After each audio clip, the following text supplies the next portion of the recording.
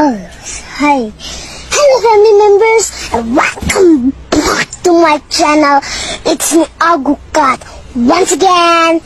And first of all, don't forget to subscribe my channel.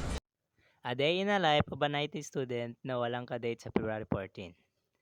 Bumaba na si Justin dito at ginising na ako, kahit kanina pa ako gising. At may dadaan pang pogi dito. At pagkatapos na, naglinis na kami ng sapatos dahil kami ay papasok na. Dahil may event na pesta ng patay sa aming school. Maaga kami papasok ngayon ni Justin kasi maraming mga event na gagawin ngayon sa school. Katulad ng mga booth na ginawa ng mga iba't ibang course.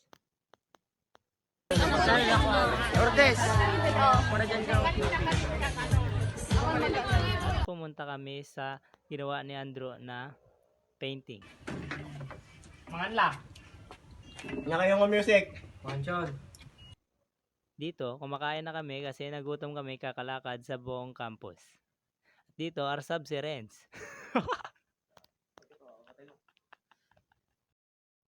Dito, kasama namin ang aming tropa na Testa Boys.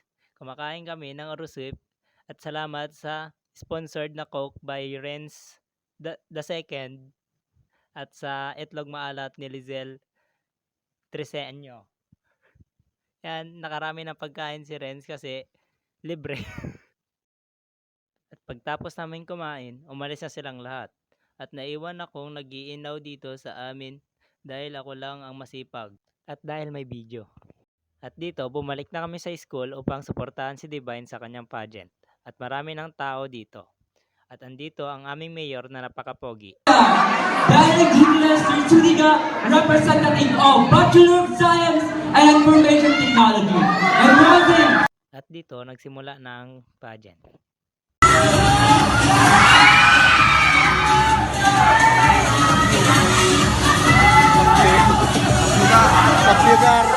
Sobrang dami ng tao.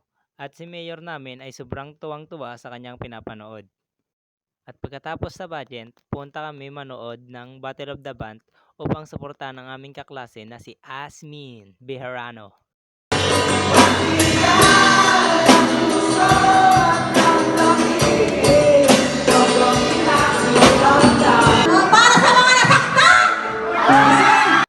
At sa part na yon ay galit na galit si Jasmine dahil siya ay sinaktan ng isang lalaki.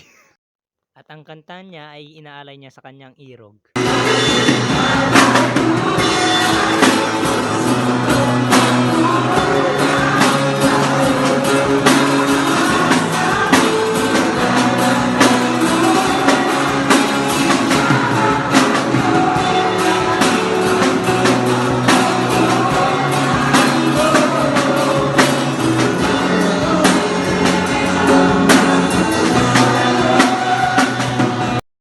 At dyan matatapos ang aming vlog ngayong araw. At sana'y naubos ko ang inyong oras sa walang kwentang video. Thanks for watching!